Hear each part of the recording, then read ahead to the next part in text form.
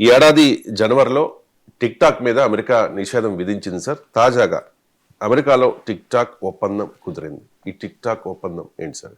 Comment. అంటే మీకు tick talk ఇది చైనీస్ కంపెనీ, బైట్ డాన్స్ అనే చైనీస్ కంపెనీ.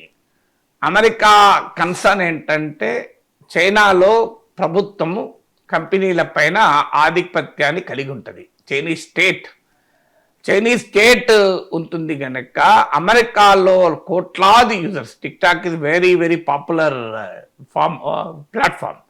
సో దానివల్ల అమెరికన్ డేటా కాస్త చైనీస్ చేతిలోకి వెళ్ళిపోతుంది అనేది పెద్ద కన్సర్న్, డేటా సెక్యూరిటీ అని. సో దీన్ని అందువల్ల ట్రంప్ అధికారంలోకి వచ్చినప్పటి నుంచి మేక్ అమెరికా గ్రేట్ అగైన్లో భాగంగా టిక్ టాక్ను కూడా ఒక సింబల్గా మార్చారు. అంటే తన మాగా పాలిటిక్స్ ఒక సింబల్. ఇలాంటి ఐడియాలజికల్ వాళ్ళు ఏం చేస్తారంటే దేన్నో ఒకదాన్ని సింబల్ చేస్తారు. సో దాని చుట్టూ జనం తిరుగుతూ ఉంటారు. సో అలా ఐడెంటిటీ సింబల్స్ ఉంటాయి ప్రతి భావోద్వేగ రాజకీయాలు, ఎమోషనల్ పాలిటిక్స్ అందరికీ కూడా ఆ ఎమోషన్కు కాంక్రీట్ రూపాన్ని ఇచ్చడానికి ఒక సింబల్ పట్టుకుంటారు. సో అందులో టిక్ టాక్ ఒక సింబల్, మేక్ అమెరికా గ్రేట్ అగైన్కు. అందువల్ల తాను 100% టిక్ టాక్ అమెరికన్ చేస్తాను అని టిక్ టాక్ అల్టిమేటం ఇచ్చారు. మీరు మొత్తానికే అమెరికన్ కంపెనీకి అమ్ముకొని వెళ్ళిపోవాలి, లేదా అమెరికాలో మీ యాక్టివిటీ నడవనివ్వము అని. 2 ఆప్షన్స్. ఒకటి నిషేధిస్తాం, క్లోజ్ చేసుకోవాలి, లేదంటే అమెరికన్ కంపెనీకి అమ్మేసుకొని చైనీస్ కంపెనీ వెళ్ళిపోవాలి. దీన్ని చైనా రెసిస్ట్ చేసింది, టిక్ టాక్ ఓనర్ అయిన బైట్ డాన్స్ రెసిస్ట్ చేసింది.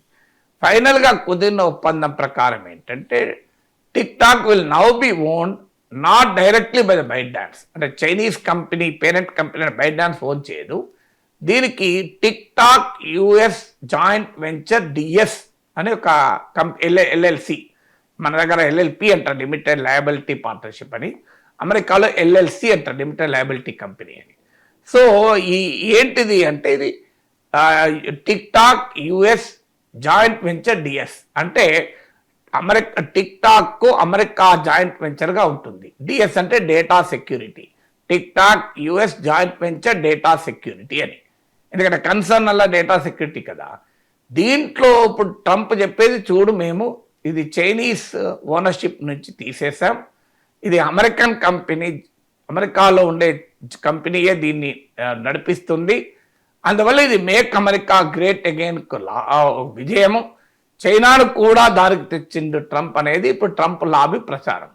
కానీ క్వశ్చన్స్ ఏంటి అంటే ఇప్పటికీ కూడా టిక్ టాక్లో ఎవరు ఓనరు?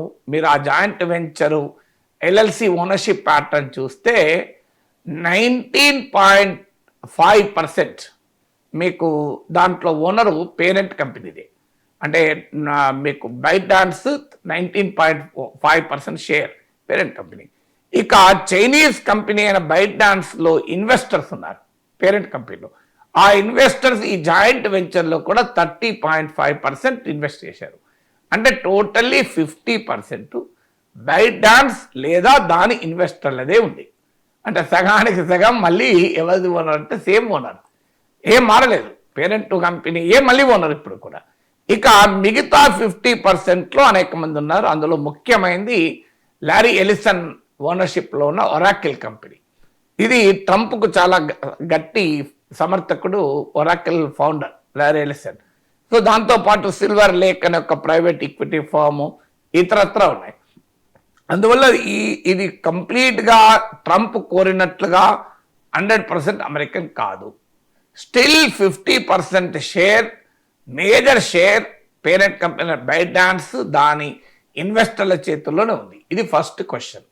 రెండవ క్వశ్చన్ ఏంటి అంటే అసలు ఈ ప్లాట్ఫామ్స్కు కీలకం ఏంటంటే అల్గరిథం డిసైడ్ చేస్తుంది ఎవరు ఏది చూడాలి, ఏ కంటెంట్ ప్రమోట్ కావాలి, ఏ విధమైన కంటెంట్ పోవాలి అన్నదానికి మూలం అల్గరిథం. దాంట్లో ప్రొడక్ట్ మిగతా ఈ ఆన్లైన్ కంపెనీస్కు ఇప్పుడు మీకు ఏదైనా ఇప్పుడు ట్విట్టర్ కానివ్వండి, ఏదైనా ఫేస్బుక్ కానివ్వండి, యూట్యూబ్ కానివ్వండి, ది ఆల్గరిథం ఈజ్ ఇంపార్టెంట్. ఈ ఆల్గరిథానికి స్టిల్ ఓనర్ చైనీస్ కంపెనీయే. అంటే Chinese company owns the technology, Chinese company owns the algorithm. Tick talk అనే గ్లోబల్ ప్రొడక్ట్కు స్టిల్ బైట్ డాన్సే ఓనరు. దాని ఈ కామర్స్ అడ్వర్టైజింగ్ అంతా బయట దాని చేతిలో, పేరెంట్ కంపెనీ చేతిలో ఉంటుంది. స్టిల్ ఓనర్షిప్లో కూడా 50% ఉంటుంది. సో ట్రంప్ ఏ మేరకు దీన్ని అమెరికన్ చేశాడు అనేది ఇప్పుడు క్వశ్చన్స్ రైజ్ అవుతున్నాయి. సో మీకు ఆ డేటా నిజంగానే మరి చైనీస్కి యాక్సెస్ ఉండదా, అమెరికా నియంత్రించగలుగుతుందా, what Americans see, what Americans watch అనే దాన్ని చైనీస్ కంట్రోల్ చేయరా, ఇవన్నీ ప్రాక్టికల్గా తెలవాల్సిందే.